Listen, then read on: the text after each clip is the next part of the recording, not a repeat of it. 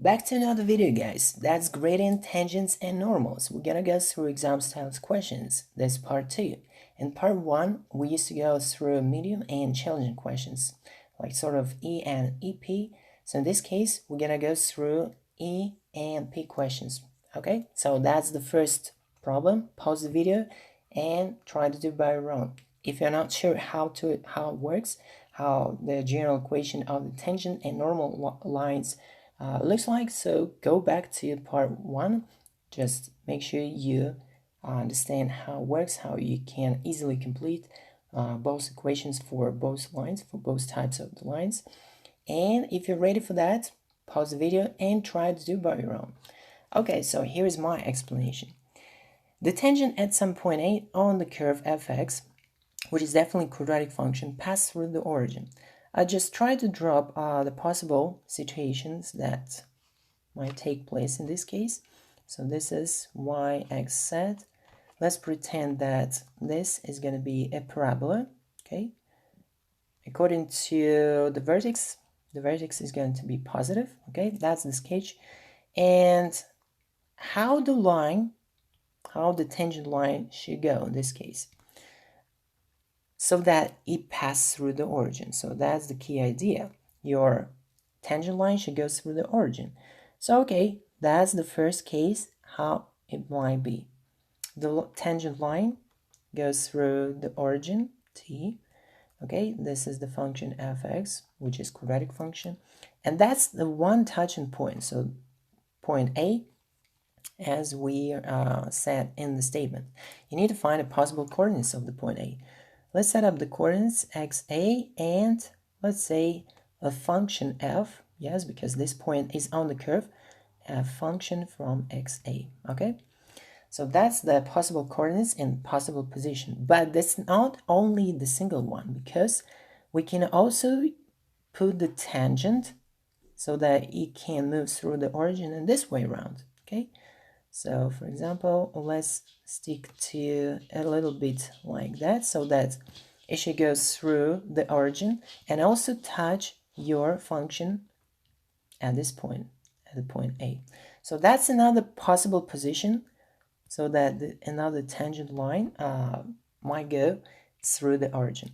Okay, so you remember that general equation for the tangent line looks like y minus okay, let's say f function from xa, okay, be equal to f prime at the point xa times x minus xa. But knowing that your line goes through the origin, we can use gradient intercept form. So for example, if we use gradient intercept form, what it will give us, it will give that c coefficient is going to be 0 because your tangent line should go through the origin. So the general equation should look like mx, okay, where m is actually the gradient. In other words, it's f prime at the xa coordinate. So what it means that you will have the following equation for your tangent line, f prime at xa times x. So this is the general equation for the tangent line. So tangent line should have this equation.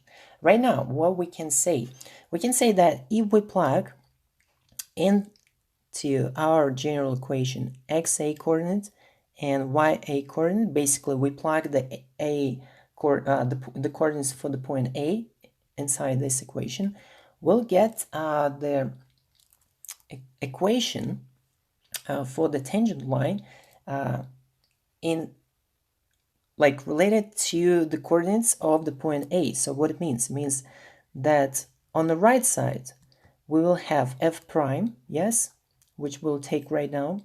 So f prime from x generally is going to be 5 like that. So it's going to be 10x minus 2. So that's the general equation for the derivative. But right now we plug in the xa coordinates. So that means we'll get 10xa minus 2 times xa. We everywhere plug the xa coordinates. And left hand side is going to be just our normal function fx with xa coordinate plug in. So that means we'll get 5xa squared minus 2xa plus 3. So we everywhere plug their coordinates and we set up the general equation to find xa coordinates. So this is quadratic equation and we just need to solve that with respect to xa. So for simplicity, everywhere I'll change for a while xa into x. Mention that x is going to be the x coordinate of the point A. Okay, so that means now we are going to simplify and let's see what we'll have finally. We'll get the following: 10x squared minus 2x minus 5x squared plus 2x minus 3. Okay, so right now 2x and negative 2x will be cancelled and we're left with 5x squared be equal to 3, from where we can find all possible coordinates for x. x1, 2 is going to be equal plus minus square root of 3 over 5. Okay, so that's an idea, and we found x coordinates for the point A, all possible coordinates for x of the point A, and right now we just need to calculate it. So it's going to be around plus minus. So plus minus, we will have around 0.775. Okay, 775 to 3 decimal place. So right now we need to find correspondent y coordinates for the point A. Just simply plug into our original equation for the function. Okay, let's do that and let's calculate f from square root 3 over 5. There's going to be one possible y coordinate, y1. If you plug in calculate, you'll get around 4.453. Okay, if we plug the second one, negative square root of 3 over 5, we'll get around 7.553. And as we noticed, so this is going to be x1, which is positive 0.775, and that's going to be negative x2 is going to be negative 0.775, and corresponding y value. Okay, so that's y2 and this is y1. All right, so we calculated and there's the solution for the A part. So all possible coordinates. So right now I just highlight the solution. So the first is going to be 0.775 with corresponding y value is 4.453, and the second one, let's say A star, negative 0.775 and 7.553. Okay, so we found. Let's go to the part B. All right, so in part B, we have the point B with x coordinates. X equals 1 lies on the curve fx. Okay, so we still have the same fx function. We have the point B there. Okay, so let's set up this case. Just try to visualize. So we have the same parabola, something like this. Okay, and we have x equals 1. We have some point B right there. Okay, so this is point B. If the tangent to the curve at point B intersects another curve with the equation minus x squared minus 4x plus 3. So I just choose another color and say, okay, let it be another equation for our second g function. So that's, let's say it's going to be g function because branches down according to leading coefficient. So this is g from x. Okay, and the first function is going to be f from x, our standard function from part A. Okay, so we have the tangent line, it's right there, and we just simply put the tangent at the point B. Of course, your tangent line, T, will intersect your G function in 2 points. If I just put it down lower, so somewhere below, that's going to be the second point, okay? Let it be the second point. So we have we need to find all possible coordinates of the point C, which graphically means that's one possible position and that's somewhere another possible position for the point C star, let's say. Okay, so what we can do, we just simply can use the previous fact that we need to find completely, we need to find the equation for the tangent line. So in part B, we're looking for equation of line T, and general equation should look like y minus y at the point B now, right? Is going to be equal f prime at the point xb times x minus xb. So that's going to be the general equation for our tangent line.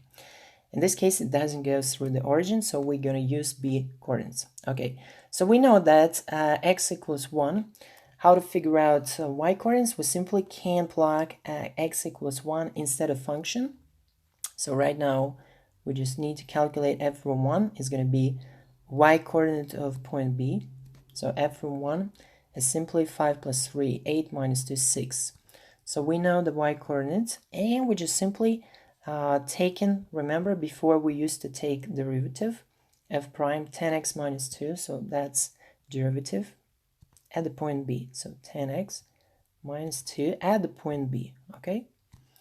So we plug in x equals 1 everywhere, and we know that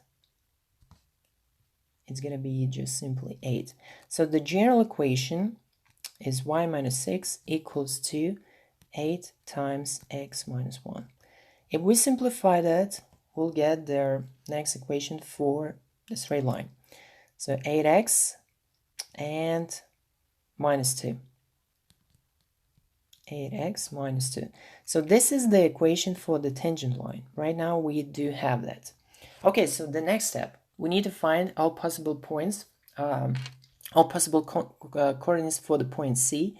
We just simply equate y of the tangent line when intersect with g function equals to g from x. So that means we're allowed to write the following. 8x minus 2 is equal to minus x squared minus 4x and plus 3.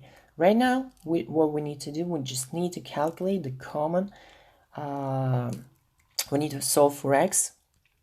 We will arrange the equation x squared plus 12x and minus 5. So that's the general equation right now.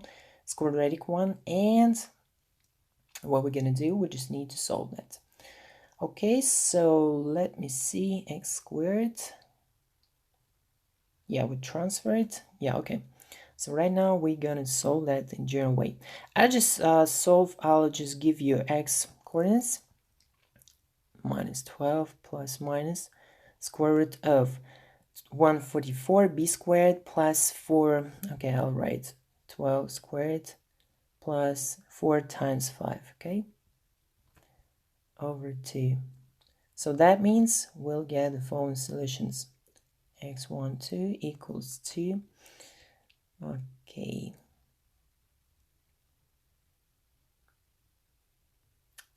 Minus 12 plus minus square root of 164 over 2. So that's the general solutions, okay? And in order to find y, we simply need to plug x12 instead of f function. Sorry, my bad. Instead of g function, obviously, because right now those coordinates lies on, so those points C and C star lie on g function. So that's why in order to find y corresponding coordinates is going to be x12 plug into g function, okay? I'm not going to do it, but you know, you just simply need to plug into g equation, and that's how we can find y coordinates. So that's actually P sort of questions. from new syllabus at Excel. So make sure you understand how it works. And that's probably the hardest stuff that you might meet during on your exams. So hope you like that. That was Daniel Dallas. Don't forget to visit other L level videos, and don't forget on my channel, and don't forget to visit A level Zillions classes as well. And see you next time.